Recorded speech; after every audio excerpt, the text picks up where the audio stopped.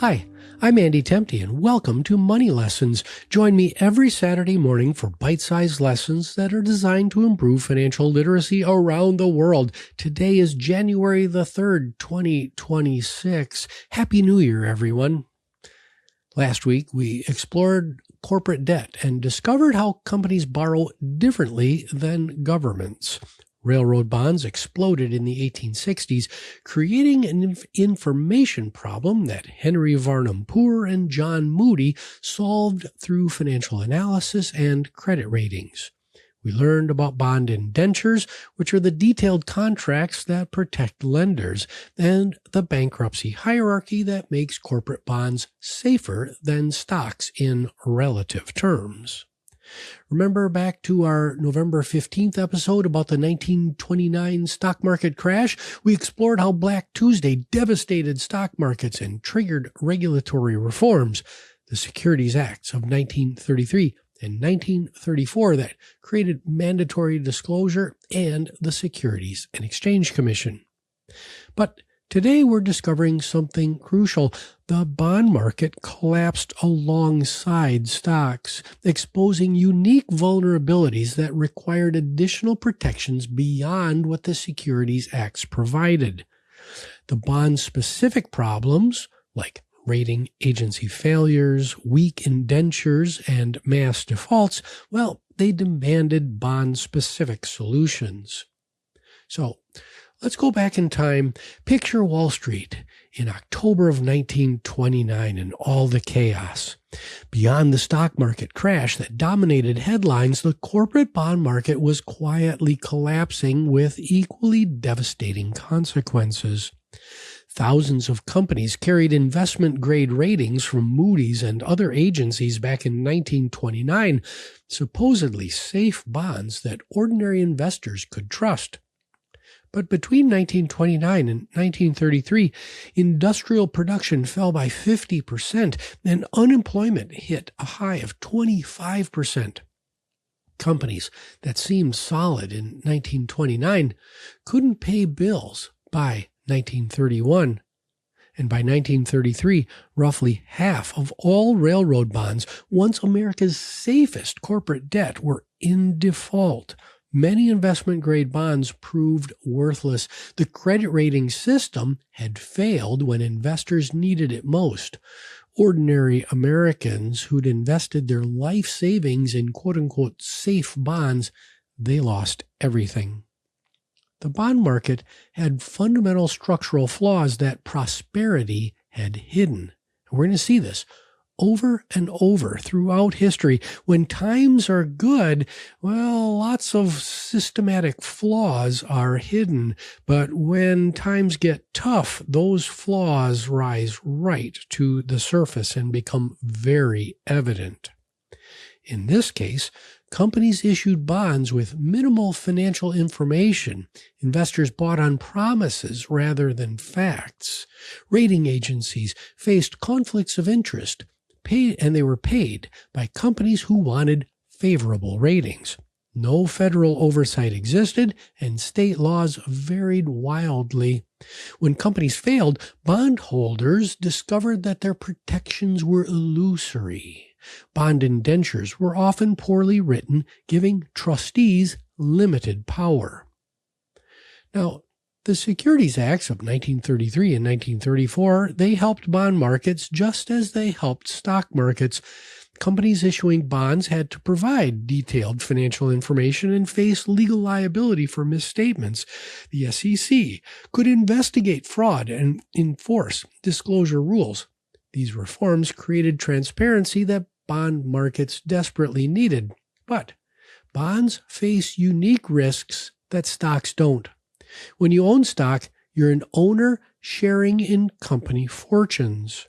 When you own bonds, you are a creditor with a legal contract promising specific payments at a specific time cadence.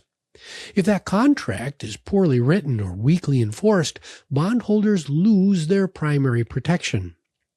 This is where the Trust Indenture Act of 1939 becomes crucial.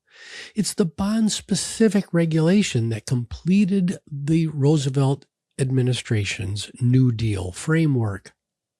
Remember those bond indentures from last week, the contracts that are supposed to protect bondholders? Well, the 1939 Act transformed them from often meaningless paperwork into genuine legal protections. The Act required that all publicly offered bonds included a qualified indenture with an independent trustee. No more companies appointing their own executives as quote-unquote trustees. The trustee had to be a bank or a trust company with a legal duty to act in bondholders' best interests, not the company's interests. Indentures had to specify trustee responsibilities in detail. What must the trustee do if the company misses a payment? How can bondholders communicate with each other to coordinate action? What rights do bondholders have to sue? All of these had to be clearly spelled out in the indenture. Perhaps most importantly, the Act gave bondholders the right to sue collectively rather than individually. Before 1939, if a company defaulted, each bondholder had to sue separately, which was expensive and impractical for ordinary investors who were holding modest amounts of investment. Collective action provisions meant that bondholders could band together, making enforcement much more realistic. Now, the Glass-Steagall Act of 1933 also had profound bond market implications. By separating commercial banking from investment banking, it protected bond investors in two ways. First, it stopped banks from using depositor funds to sell risky corporate bonds to investors. In the 1920s, banks both accepted deposits and sold bonds to investors, creating massive conflicts of interest.